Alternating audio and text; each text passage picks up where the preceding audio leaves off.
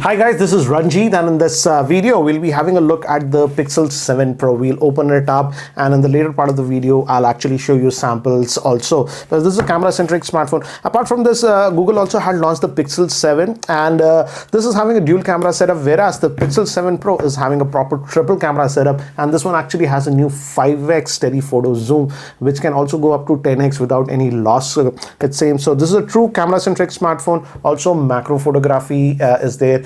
So we'll have a look. Don't worry, I will also be covering the Pixel 7 because I feel this is priced very attractively in India. Finally, we are getting the Pixel flagship smartphones after 3 years in India. The Pixel 7 MRP is about 60,000, but you can get it for about 50,000. Whereas I was checking the Pixel 7 Pro's pricing. The pricing is about 85,000. It's sold via Flipkart. But as you can see the screenshot, I picked it from Flipkart. You can get about 11,200 off with bank offers. So works out to for about 74,000. So that's what it is. So let's open this up and have a look. And by the way guys, the Pixel 7 Pro will get 12 gigabytes of RAM, whereas the regular Pixel 7 comes with 8 gigabytes of RAM. Storage, I was checking internationally, it comes in 3 variants, 128, 256 or 512, but in India, as it's sold via Flipkart, I am just seeing the 128 gigabyte variant option. As you can see, this review unit is also that 128 gigabyte, and this is having that 6.7-inch screen. So this is the bigger one, I would say. So here it is, and wow, this looks really black. I thought it would look like slightly grayish because that's what we were seeing in the screenshots and all this, but this is obsidian or whatever they call, but this looks like black, guys. This looks like glossy black kind of a thing. So here it is, and this is actually having an AMOLED screen. It's a Quad HD Plus screen that we are getting, and this is also LTPO screen, can go up to 120 Hz. So in terms of screen, they haven't compromised, and this is supposed to be Gorilla Glass Victus. Of course, it gives that premium vibe feel, but we'll have to see if this is a fingerprint magnet, because this looks like a mirror, guys. If you notice, I can actually see myself in this one, and that triple camera setup we have in this aluminum housing. So I was using the Ultra. So this is the Ultra. The Ultra is slightly narrower, I would say. This looks slightly wider, though both are supposed to have almost same screen sizes. Anyways, we'll keep that to the side and see what else. So we do get a Type-C to Type-A adapter, so that's nice. We're getting something. So USB Type-C to Type-C cable, and nothing else. No charger in the box. This apparently supports up to 30 watts of PD charging. PD charging version up to 3 is supported on this, and we do get a SIM ejector tool. So that's it in the box. These days with flagships, you can hardly get anything. So yeah, it says Team Pixel. So let's keep that to the side, and let's look at the handset itself. Again, feels very premium, I would say. And on the top, what is this? This is very interesting. We have a big bar over here. I'll have to figure out why it is so big. We do have a secondary noise cancellation microphone, and we have the power button, volume rocker on this side. So this reaches easily. Earlier Pixels, I felt I always had to stretch the hand. So here it feels slightly lowered, I guess. Bottom, again, this one is also having stereo speakers. We'll look at it, how effective they are. But generally, Pixel devices, the stereo speakers were good, so I'm expecting the same on this one. And we have the SIM slot over here. Also, I'm curious, it's a single SIM or a dual, proper dual SIM in India, dual physical. So it's a single nano SIMs, guys. So the second will be that eSIM functionality that we have. And that's it. On nothing back, it just says G, and again that's shiny stuff.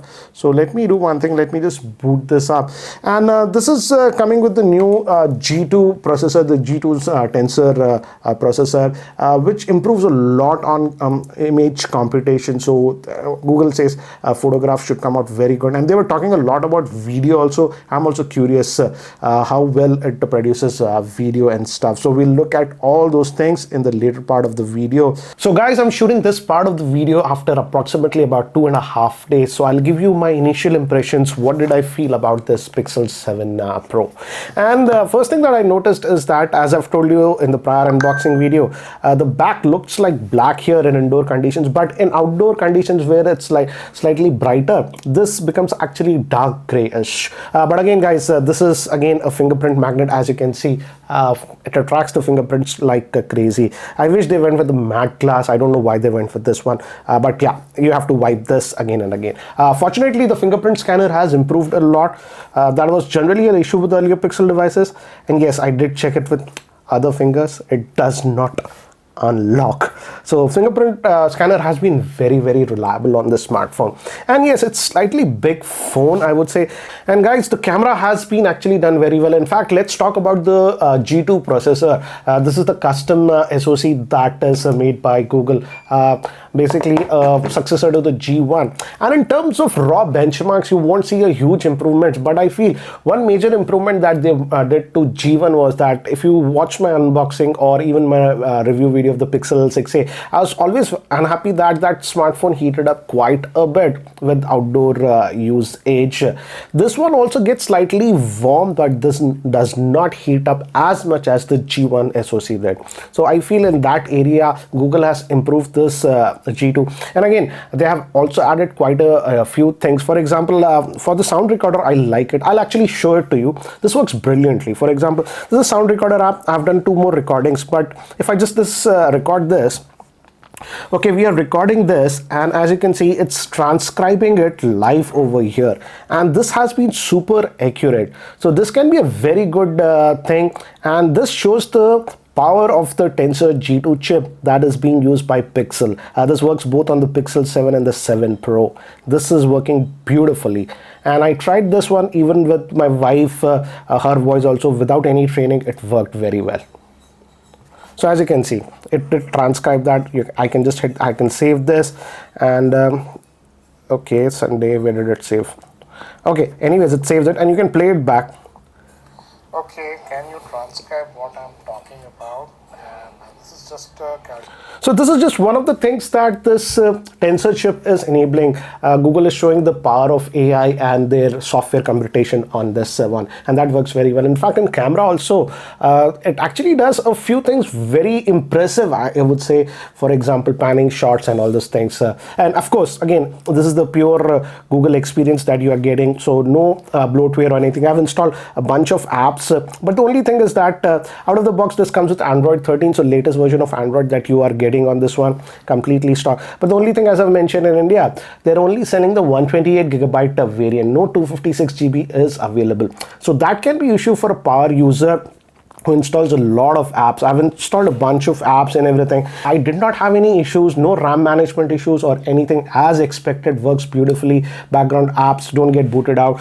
Butter smooth and fluid in UI. Again, yes, this one is having that 120 hertz refresh rate. If you go here and if you go to display, it'll be over this smooth display. That's actually 120 hertz. It's LTPO screen, and I've just kept it on 120 hertz. But screen resolution by default, for some reason, is at 1080p, not Quad HD, and I'm testing it with that 1080p. So let's just get out. And guys, here are all the specs for your reference. And by the way, I checked with Google team, what is this thing? This is basically an antenna for millimeter wave, 5G millimeter wave. That won't be applicable to India because millimeter wave we won't be getting in India. But yes, this is a 5G smartphone. But still, as of now, it's not getting that 5G signal here with Airtel. Again, this one also has to get that OTA update like iPhones. But eventually, we will get it in the next month or so. So don't worry about that. Okay, very fluid in operations and everything. In fact, I made some notes, guys, so let's talk about that. Again, regarding calls, the earpiece quality has been very good. And guys, I couldn't go out too much. If you notice, my voice is also not that great. I'm not well for the past 2 days, so not stepping out that much. So I did take a lot of calls over here in the house, and they were fine. Over Wi-Fi calling, they were great, but I didn't test cellular reception in multiple areas. That I'll have to do it later on. Coming to the battery life again, guys, this is just initial impressions. This is just on the second charge cycle, so again got to wait. But battery life, I was very worried how would be the battery life. This has a 5000 milliamp hour battery, and I would say the battery life is good enough. And if I have to compare with some other prior smartphones that I've used, the battery life is comparable to the Galaxy S22 Ultra, similar kind of battery life. But again, the battery life is not as good as some of the smartphones that I've seen with the Snapdragon 8 Plus Gen 1, particularly the Motorola Edge 30 Ultra gets almost about 30% better battery life than this one. So in terms of battery life, easily for a single day it will work. And as I've told you, I was sick, so I was not using the phone too much. It's off the charger for over a day now. It must be day or 1 day, about couple of hours. Screen on time 2 hours 25 minutes, and still has about 40-ish% left. In fact, I did other day I used it a little bit more, and I was easily getting about 6 hours of SOT on this one. So battery life is actually good, but not great or the best that I would say. Again, that also comes down to the Tensor G2 SoC, because this one heats up a little bit less, as I've told you guys. In fact, I've made some notes, so let's go over them one by one. What do I feel about this smartphone? Again, haptics are excellent on this smartphone. Generally all Pixel smartphones have excellent haptics, so this one also gets that. I'm glad to see that Pixel at least is keeping that, because Samsung, Motorola, etc. in terms of haptics are not doing that great job. Here haptics excellent. Speakers also actually are very, very loud. Let me give you an idea. In fact, they also have a little bit of depth. So again, when you even type, the haptics that you get are like brilliant on this smartphone. Gives you a smile. Let me just skip, and I'll increase the volume. So this is the max. I'll block the bottom coming from the earpiece. Block this. So very good sound. In fact, gives slight depth also. So that way stereo speaker has been done very, very well. You don't have to worry. Moving to LTPO screen, again, as I've told you, it's a good LTPO screen, and I like the fact that outdoors also, I was using it in balcony when sun was directly shining on this. It has enough auto brightness that the screen gets enough bright, and you don't have to worry about brightness. So that way it is done well. Next, moving to the battery life, as I've told you, it's too early, but expect anywhere between about 5 hours to 6.5 hours of SOT. Typically use it with this device. Again, guys, this is with single SIM. There's only one physical nano SIM on this. Second is eSIM. I'm not using that eSIM.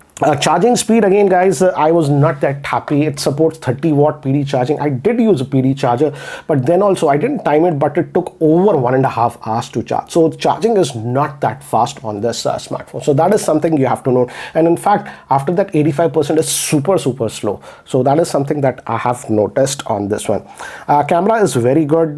Build quality, as I've told you, is fabulous. Feels very, very premium. In fact, this actually feels as good as smartphones costing over $1 lakh. In terms of build quality, great, but only nitpicking is that this is not a matte glass. This is going to attract a lot of fingerprints. So that is something that I've noticed. Okay, there is one bug I noticed with the telephoto lens. I'll talk about that in the later part of the video. But overall, I would say the performance has been actually really good on this one. This fingerprint scanner performance has been improved. So I did not find any major bugs on this smartphone till now, and RAM management, as I've told you, is very good. Also, I was worried about the G2, that will the chip overheat. No, it does not heat up as much as the G1, so that's an improvement. But again, I feel the Snapdragon 8 Plus Gen 1 is still a cooler chip to run compared to this one, but this gets the job done. This was not irritating me. In fact, I won't have problems using this smartphone as my primary smartphone. But now, the big thing about this one, again, is the next step. What Google is doing is in the cameras. The main camera is that 50 megapixel. This is f1.8, has OIS, laser autofocusing system, and all those things. Then we also have a 12 megapixel, that's ultra wide plus macro. Then we have a 48 megapixel, that is a 5x zoom. And the front facing is 11.8. Let's just call it 12 megapixel. Okay, so here is the camera interface. The camera interface hasn't changed that much. So if you see, you have the tap to focus, and again, very fast. You can adjust the color temperature directly from here. And this 2x is not strictly optical, but they zoom in the pixels without any loss. That's what the Google says. And 5x is of course this is the optical, and you can even go from here.